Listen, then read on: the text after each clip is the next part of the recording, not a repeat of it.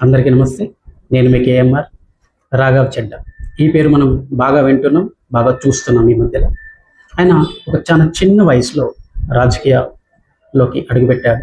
Aam Aadmi party తరఫు నుంచి ఆయన ఢిల్లీలో ఆ పార్టీ తరఫు నుంచి ఎమ్మెల్యేగా కూడా కంటెస్ట్ చేశాడు, గెలిచాడు.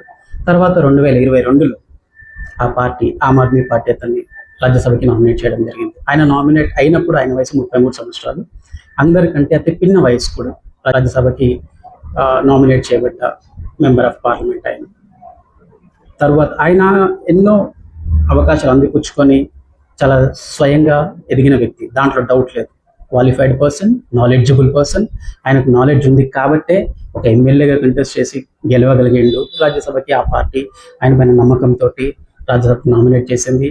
అక్కడ కూడా డిప్యూటీ లీడర్గా ఆ పార్టీ నుంచి రిప్రజెంట్ చేశాడు. మంచి మంచి ప్రజలకు సంబంధించిన చాలా క్వశ్చన్స్ అడిగాడు.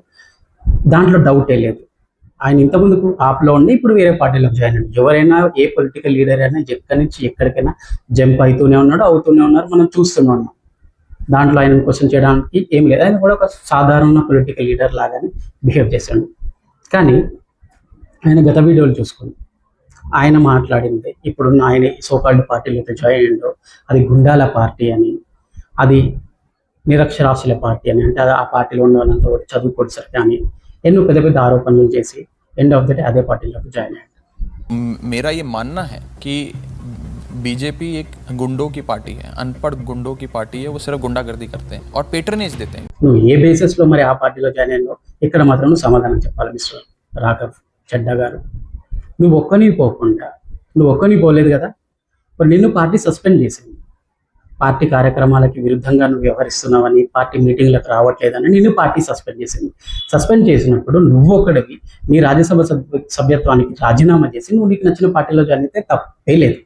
కానీ నువ్వు పోకుండా నీతో పాటు ఇంకొక 6 మంది ఎంపీలను కలుపుకొని మొత్తం 7 మంది ముక్కుమ్మడిగిపోయి ఆ వేరే పార్టీలో జాయిన్ అయ్యి నీ పార్టీని రాజ్యసభ పక్షాన్ని నువ్వు విలీనం చేయడం ఎంతవరకు కరెక్ట్? నీకు 10 మంది ఆ పార్టీ నుంచి 10 మంది ఎంపీలు రిప్రజెంట్ చేస్తున్నారు రాజ్యసభలో.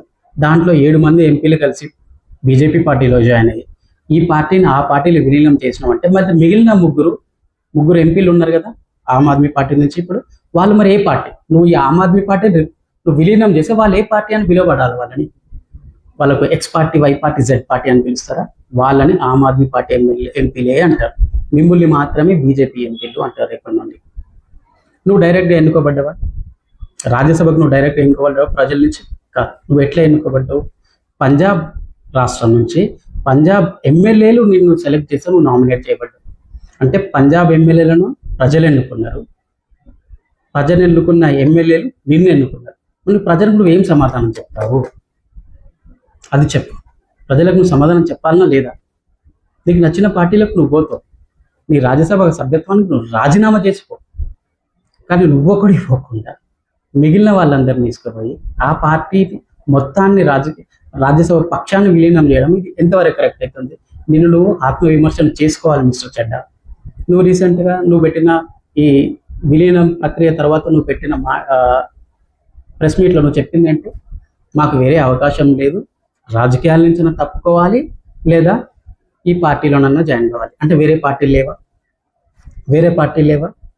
రాజకీయాల నుంచి తప్పుకోకపోయినావు, నువ్వు ఒక్కడిని తప్పుకోకపోయినావు, మిగతా వాళ్ళందరినీ ఎందుకు లాక్కొని పోయినావు? అంటే ఇది ఎప్పటి నుంచో జరుగుతున్న ఒక ప్లాన్డ్గా జరుగుతున్న సిస్టమే కదా ఇది. నిన్ను ఎప్పుడు సస్పెండ్ చేసింది మీ పార్టీ? ఏప్రిల్ 2 తారీఖు సస్పెండ్ చేసింది.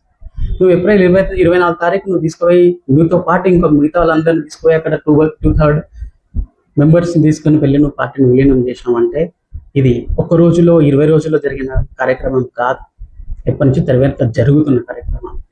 చదువుకోనోడు అందరూ ఒకటే అని రెండు నిరూపిస్తున్నారు. ఇప్పుడు మన కేంద్ర ప్రభుత్వ పనితీరు ఎట్లా ఉంది అంటే మరణమా శరణమా, దొరికిన వాణ్ణి తురుముదాం, దొరకని వాణ్ణి తరుముదాం అన్న పరిస్థితిలో ఉంది. వాళ్ళకు అపోజిట్గా మాట్లాడినోడు, వాళ్ళకి సపోర్ట్గా మాట్లాడినోడు ఎవడైనా ఆ గంగలోనే కలవాల్సిందే అన్నట్టుంది. ఇది ఇంకా ఎంత దూరం పోతుందో చూడాలి. మనం చూస్తూనే ఉన్నాం, మాట్లాడుకుంటూనే ఉన్నాం.